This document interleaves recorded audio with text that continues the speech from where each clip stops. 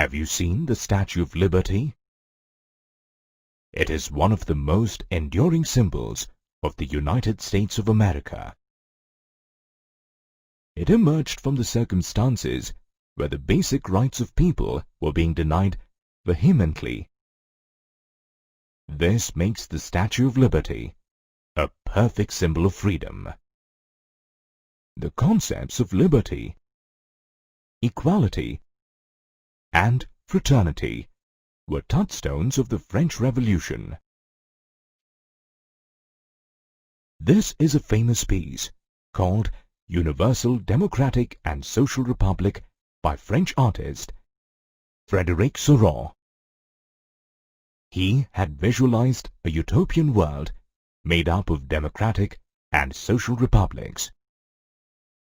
Now, a utopian vision is the vision of a perfect society that is so ideal that it is unlikely to actually exist.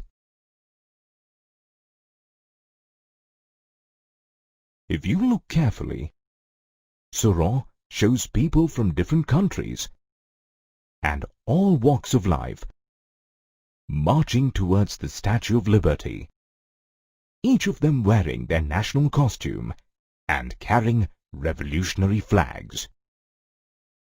The countries leading the procession are the United States and Switzerland. They are followed by the French people, carrying the revolutionary tricolour. France has just reached the Statue of Liberty. By this time, the revolution had taken place in France. France is followed by the German people with their flag. Other countries of Europe, such as Sicily, Lombardy, Poland, England, Ireland, Hungary, and Russia are behind Germany. The rubble in the foreground signifies the end of absolutist institutions and monarchy.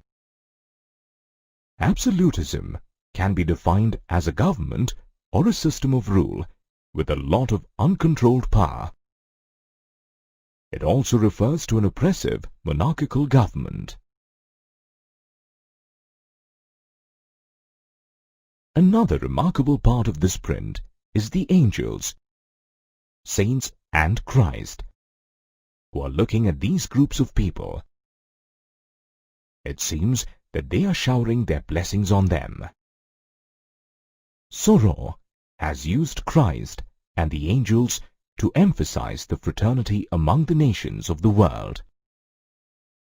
This print is path-breaking, as it reflects the mood of the times and forebodes an era of revolutions that marked Europe during the 19th century. During the 19th century, Europe was undergoing a phase of transition. The long-oppressed peasantry had begun to question the landed aristocracy and the feudal system. On the other hand, rapid industrialization had given birth to the middle class, consisting of industrialists, businessmen, and professionals. In the wake of these changes, the educated, liberal-minded middle class wanted to overthrow the absolutist rulers.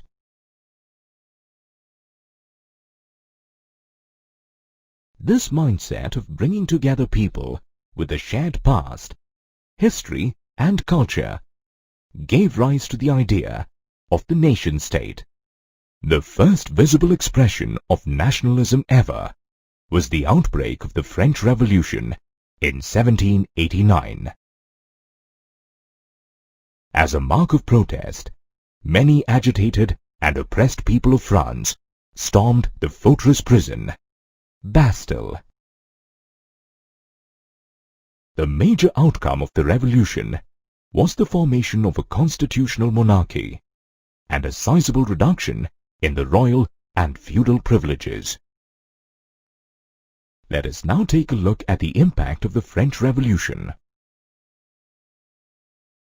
It paved the way for the achievement of bigger goals of national identity and national pride, which can be aptly called nationalism. The revolutionaries referred to France as La Patrie, or the fatherland, where all citizens, known as les citoyens, enjoyed equal rights under the Constitution. Some major steps were taken by the revolutionaries to establish a feeling of nationhood and a collective French identity.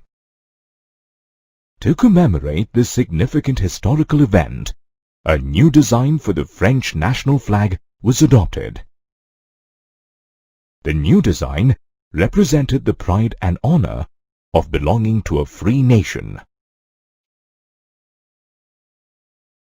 To invoke nationalism, several hymns and songs were composed, and oaths were taken. The martyrs of the French Revolution were commemorated. French was adopted as the common language of France, and the use of regional dialects was discouraged. The French Revolution had its impact on the administration as well.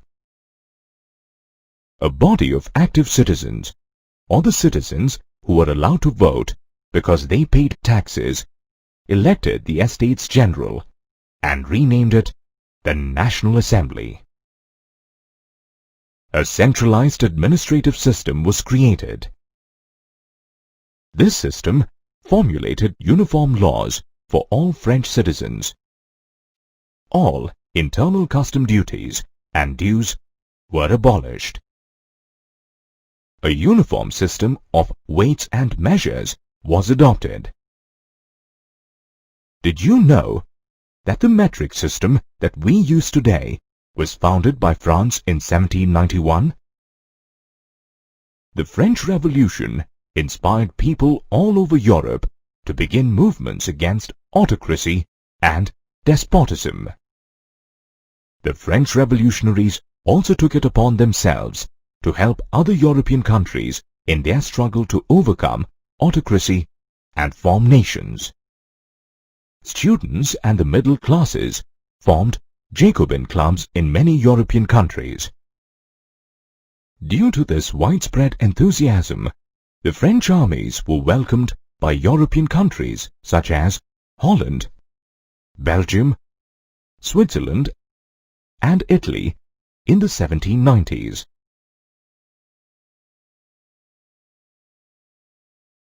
The era after the French Revolution saw the emergence of a famous historic personality, a warrior known as Napoleon Bonaparte. Napoleon was a man of great conviction. He is well known for his imperialistic motives and conquests in Europe.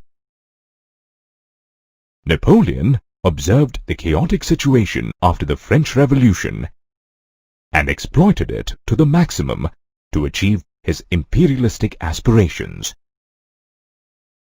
Democracy received a setback during his time, as he returned to monarchy. On the flip side, he introduced several effective administrative changes. The Civil Code of 1804, introduced by Napoleon, is also known as the Napoleonic Code. It is famous for the administrative changes brought about by Napoleon. As per this code, Napoleon abolished the privileges enjoyed by the noblemen and clergy on the basis of birth. He brought in equality before law and secured the right to property, much to the relief of the general gentry. The Napoleonic Code was carried to other countries of Europe that were brought under French control, such as the Dutch Republic, Switzerland, Italy, and Germany. The feudal system was abolished, and the peasants were freed from serfdom and the payment of dues to the manor owner. In the towns, Napoleon removed guild restrictions and improve the transport and communication systems. The businessmen and small producers of goods felt that uniform laws, standardized weights, and a common national currency could facilitate free trade across Europe. The people of the countries under the French rule soon realized that the changes in the administrative arena were just an eyewash. They had virtually lost their political freedom that had been attained after a lot of effort. Higher taxes forced enrollment of people into the French army, and censorship overshadowed the positive administrative changes brought about by Napoleon and led to his downfall. During the mid-18th century, the European countries were not as we know them today. Europe was divided into several small kingdoms and principalities. The concept of nation-states did not exist at all. Some of the prominent empires in Europe were the autocratic Ottoman Empire that ruled over Eastern and Central Europe and Greece, and the Habsburg Empire that ruled over Austria, Hungary. Due to the cultural differences amongst the European people, there was no political unity and no clear concept of a nation. However, the difference in cultural background and the desire to use the ideas of the French Revolution led people towards a common goal, nationalism. During the 19th century, the landed aristocracy was a small but influential class in Europe. This class dominated the social as well as political spheres and was desperately trying to regain its position. Members of this class all over Europe were connected to each other because of their similar way of life and intermarriages. They owned large estates in the countryside and town houses. French was a common language spoken by them for diplomacy and high society. Interestingly though, the majority of the European population was made up of peasants and serfs. In Western Europe, most of the land was tilled by tenants and small owners, while in Central and Eastern Europe, estates were cultivated by serfs. With the advent of industrialization in the late 18th and 19th centuries, new social groups came into existence. These were the working class population and the middle class. Both these groups depended on market production for their livelihood. The middle class had a free-thinking liberal mindset. The ideas of nationalism led them towards a far-fetched aim to bridge the gap between aristocracy and other classes. They hoped to end the autocratic rule and wanted to form a national government of the people. The educated middle class of Europe was deeply influenced with the notion of liberty from the French Revolution. As a result, the concept of liberalism was born. The word liberalism traces its roots to the Latin word liber, meaning free. The middle class believed in the need for freedom and equality of all individuals before law. On the political front, liberalism referred to government by consent. The liberals also stressed that private property should not be violated. Although liberalism popularized the idea of a people's government, the right to vote or suffrage was not extended to all citizens. On the economic front, liberalism implied freedom of markets and free movement of goods and capital. The Napoleonic Code had tried to facilitate it. However, this code was not practiced in totality. Let's see why. During the 19th century, freedom of movement of goods and capital became a strong demand of the emerging middle class. The Napoleonic Code though revolutionary for its time, was unable to address the growing needs of the industrialists. To complicate matters, each region had its own system of weights and measures. These situations posed encumbrances for economic growth and exchange. The middle class argued for the creation of a unified economic territory to facilitate unhindered movement of goods, people, and capital. In 1834, a customs union, or Zollverein, was formed at the initiative of Prussia and joined by most of the German states. This union eliminated tariff barriers and reduced the number of currencies from over 30 to 2.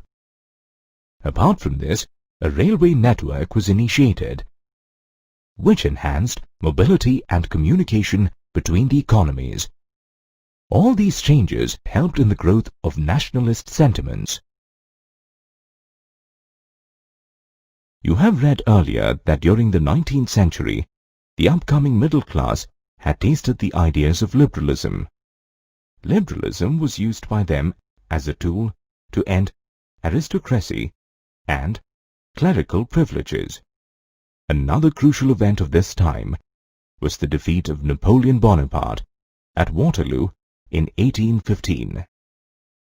This steered the European governments towards adopting the idea of conservatism. Let us understand the term conservatism. It was a political philosophy that steered the importance of tradition, established institutions and customs, and preferred gradual development rather than quick change.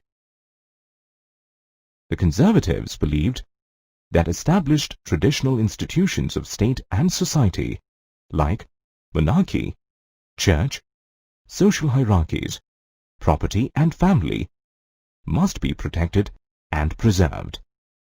At the same time, they did not propose a return to the pre-revolutionary period. They firmly believed that the aristocratic monarchies of Europe could gain a lot from a modern army, an efficient bureaucracy, a dynamic economy, and the abolition of feudalism and serfdom. During his conquests, Napoleon had annexed several kingdoms and made them a part of France. In 1815, after the defeat of Napoleon, the representatives of European powers, namely Austria, Britain, Prussia, and Russia, met at Vienna. This meeting is also known as the Treaty or Congress of Vienna. The chief architect and host of this treaty was the Austrian Chancellor, Duke Metternich. The purpose of this treaty was to undo all the territorial changes that had taken place during the Napoleonic Wars and create a new conservative order in Europe. As a result, the Bourbon dynasty, deposed during the French Revolution, was restored to power. This was just to convey to the people that royalty and aristocracy was back and here to stay. Besides, France lost most of the territories it had gained during Napoleon's time. To prevent the expansion of France in the future, certain states were set up along the boundaries of France. Interestingly, the German Confederation of 39 states, set up by Napoleon, was not touched at all during this division. The conservative regimes, set up through the Treaty of Vienna in 1815, were autocratic in nature. They tried to curb the freedom of expression and imposed censorship laws on newspapers, books, plays, and songs as they championed freedom. Let's now find out the reaction of the liberals to conservatism. The liberals were not happy with the autocratic ways of the conservatives. They raised their voice against the censorship of the press. After 1815, several liberals began working in secret societies all over Europe to propagate their views and train revolutionaries. The liberals, on the other hand, wanted to overthrow the monarchical structures that had been formed after the Vienna Congress. They realized that to overthrow the autocratic conservative order, the creation of nation-states was essential. The famous Italian revolutionary Giuseppe Mazzini was a man of such revolutionary ideas. He was part of a secret society called Carbonari. Mazzini founded two underground societies called Young Italy in Marseille and Young Europe in Bern. Mazzini believed in the unification of the small kingdoms and principalities in Italy. The period between 1830 and 1848 was marked by a lot of tensions and turmoil. Earlier, Europe had witnessed the dramatic rise of two philosophies, Liberalism and conservatism. The liberal nationalists, or the educated middle class, planned ways to overthrow monarchy and bring in a government of the people. The relentless efforts of the liberals began to bear fruit, and Europe saw a series of revolutions in Italy, Germany, Poland, Turkey, and Ireland.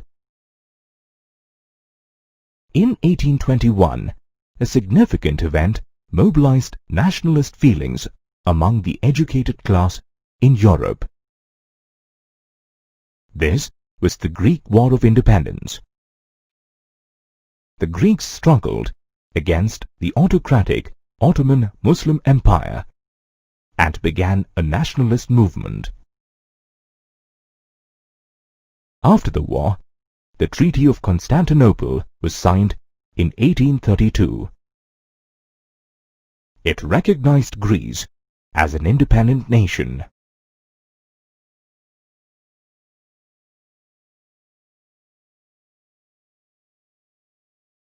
In 1830, the Bourbon dynasty, restored in 1815 during the conservatives' reaction, was overthrown by liberal revolutionaries.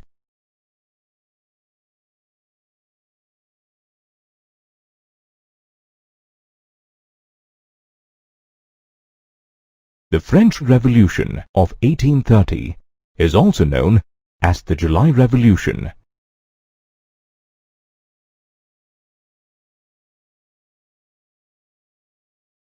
Inspired by the French or July Revolution, Belgium broke away from the United Kingdom of the Netherlands.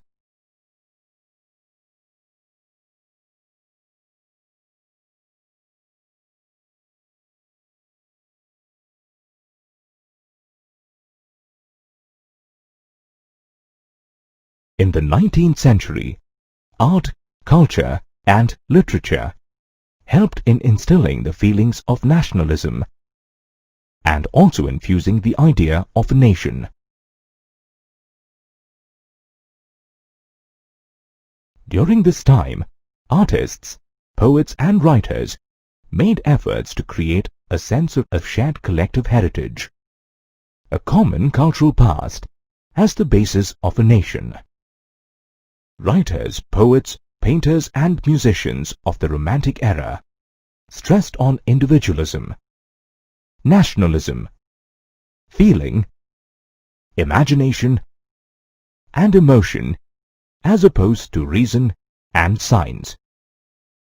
Romanticism can be defined as an artistic, literary, and intellectual movement that originated in this turbulent phase of political upheaval.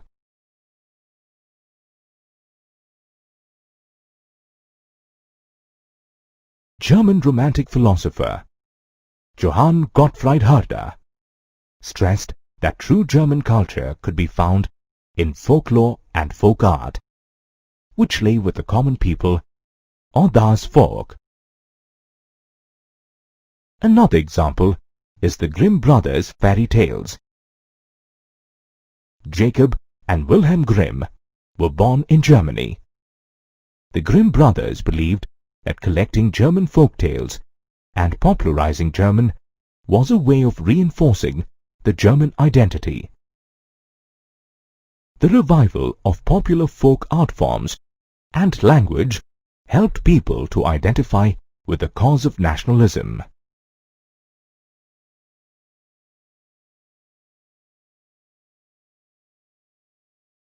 Let us take a look at the social condition of Europe. The years after 1830 were marked by a lot of anarchy and chaos. During this time, Europe witnessed the worst period ever of hunger and hardship. Bad harvest and a rise in food prices added to people's woes. In the first half of the 19th century, the population of Europe had increased a lot. This led to unemployment. Many people migrated from the rural areas to the growing slums in the cities. On the other hand, due to the growth of industrialization in England, small producers in towns faced stiff competition from cheap machine-made goods. An important event of this time was the revolt of the Silesian weavers against their contractors in 1845.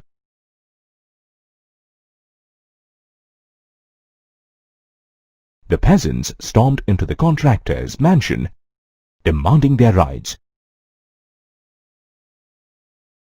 In France, food shortage led to the peasants' uprising in 1848. To pacify the people, the National Assembly granted suffrage to males about 20 years of age, and national workshops were set up to provide employment.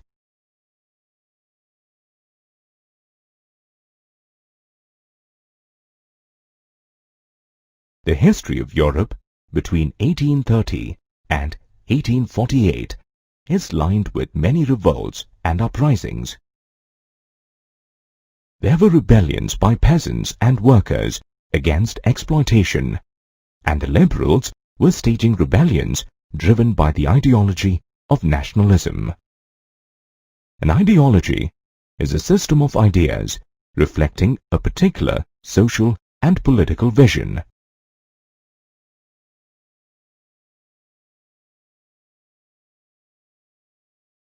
Let's understand how the liberal middle class gave shape to the revolutions. Inspired by France, in Germany, Italy, Poland, and the Austro-Hungarian Empire, men and women of the liberal middle class began demanding a constitution and national unification. In Germany, many political associations made up of the middle class and the working class came together in Frankfurt to vote for an all-German National Assembly. On the 18th of May, 1948, the Frankfurt Parliament was convened in the Church of St. Paul. The middle class dominated the Parliament and did not accept the demands of artisans and peasants, and so eventually lost their support. As a result, the army had to intervene to settle the dispute, and the assembly itself was dissolved. Though the conservatives managed to suppress liberal movements, they could not establish the old order. After 1848, the autocratic monarchies of Central and Eastern Europe realized that they had to coexist with liberal nationalist revolutionaries. After all, that was the only way of arriving at a peaceful situation conducive for development. This was just the beginning. More changes were waiting to come in the future.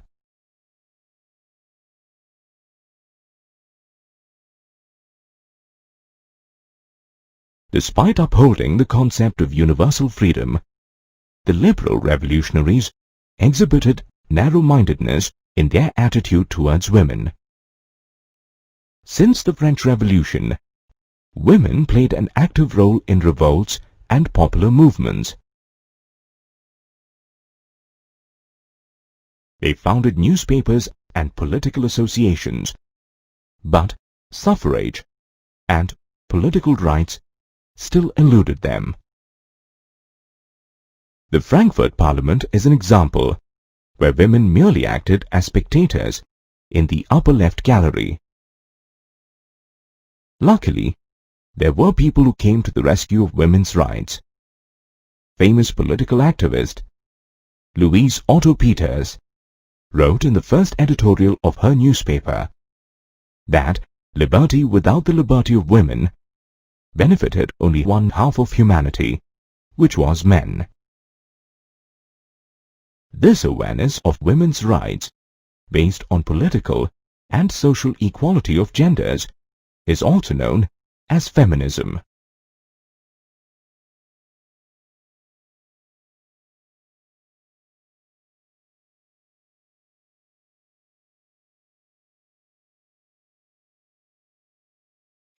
Early revolutions in Europe upheld the ideas of democracy and liberal nationalism.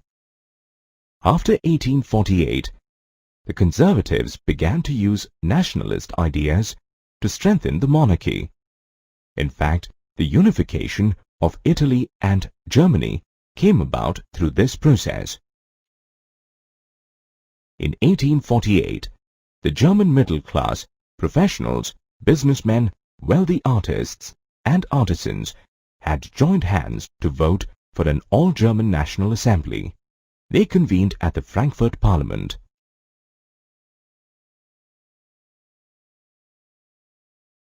The members of the Parliament offered the crown to Frederick Wilhelm IV, King of Prussia, who rejected it as he did not want subjugation to the Parliament. The Frankfurt Parliament was crushed by the monarchy and army, which was supported by the Prussian landowners called Junkers. After the Frankfurt Parliament, Prussia became the leader of German unification. The man who played a crucial role in the unification was the Chief Minister of Prussia, Otto von Bismarck. Bismarck was supported by the bureaucracy and the army. To achieve German unification, 3 wars were fought over a period of 7 years, between 1864 and 1870.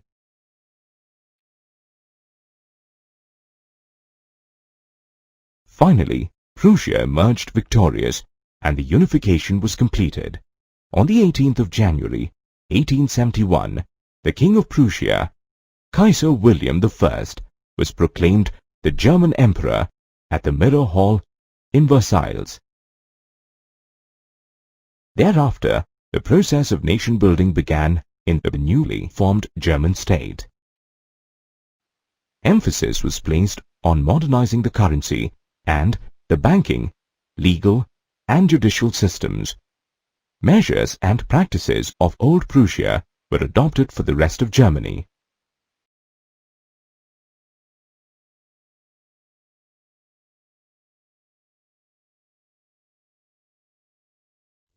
Italy had a long history of political fragmentation too. During the middle of the 19th century, Italy was divided into 7 states.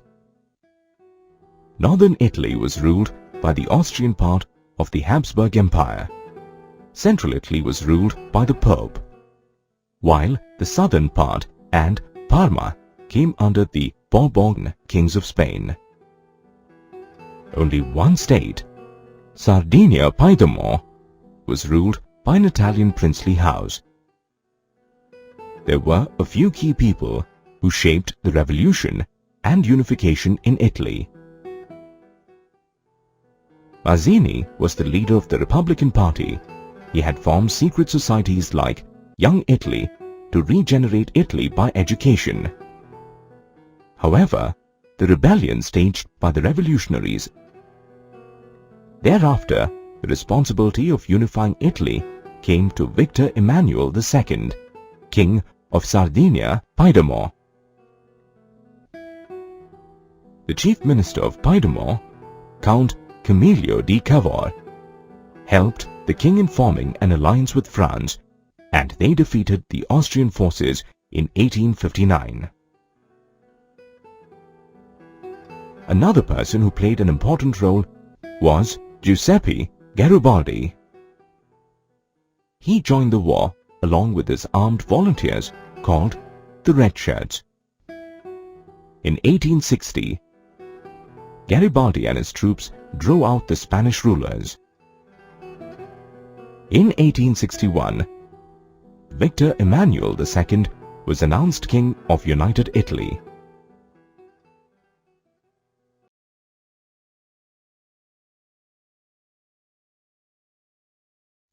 In Britain, the formation of a nation-state did not happen due to a sudden upheaval or revolution like the other parts of Europe.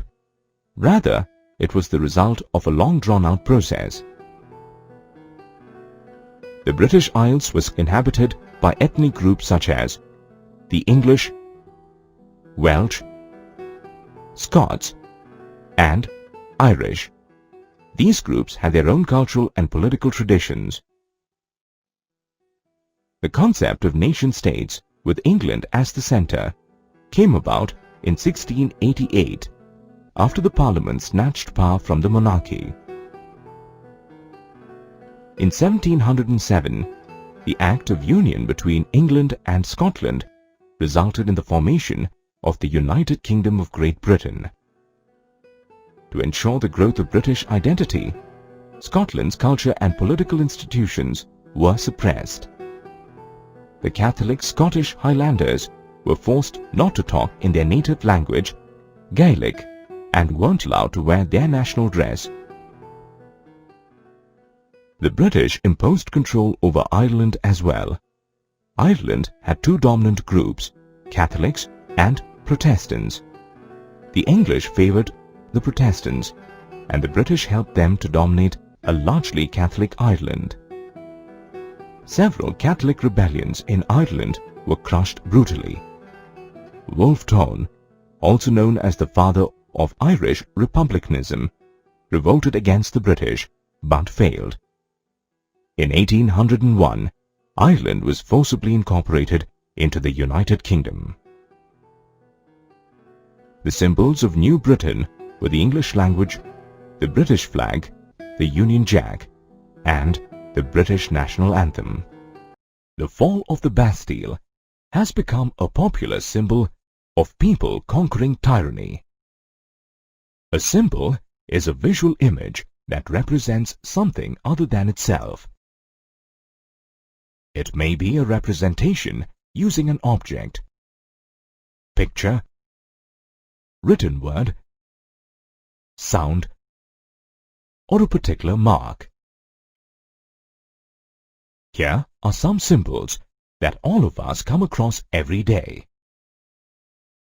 During the 18th and the 19th centuries, several symbols were used by artists and revolutionaries to depict abstract concepts. These symbols were usually popular images from everyday life that uneducated masses could easily identify with.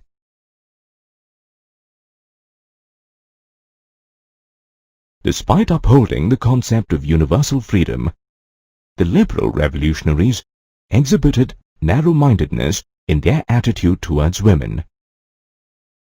Since the French Revolution, women played an active role in revolts and popular movements. They founded newspapers and political associations, but suffrage and political rights still eluded them. The Frankfurt Parliament is an example where women merely acted as spectators in the upper left gallery.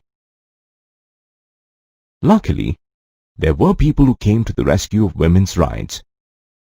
Famous political activist Louise Otto Peters wrote in the first editorial of her newspaper that liberty without the liberty of women benefited only one half of humanity, which was men.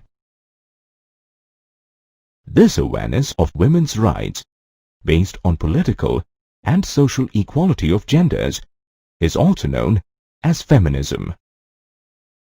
If we recollect, after 1871, there was a significant change in the concept of nationalism in Europe. It no longer embodied the liberal nationalist ideas of the past. Nationalist groups in Europe still upheld the ideals of liberty, equality, and fraternity. However, they had become increasingly incompatible with each other and were constantly in conflict. This was a favorable situation for major European powers, namely Russia, Germany, England, and Austro-Hungary. They began taking advantage of nationalism in Europe to materialize their aims for imperialism. Let's understand the meaning of imperialism. It refers to the policy of extending the rule and the authority of an empire or nation over foreign countries, or of acquiring and holding colonies and dependencies.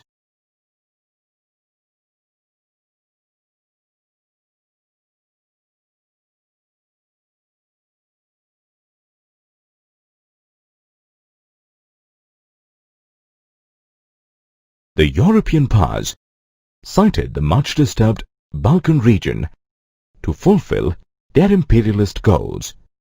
Let's understand a little more about the Balkan region. Balkan is an old Turkish word meaning a chain of wooded mountains. The Balkans region consisted of the following countries of our times: Romania, Bulgaria, Albania, Greece, Macedonia, Croatia, Bosnia, Herzegovina, Slovenia, Serbia, and Montenegro. People of the Balkans were collectively known as Slavs.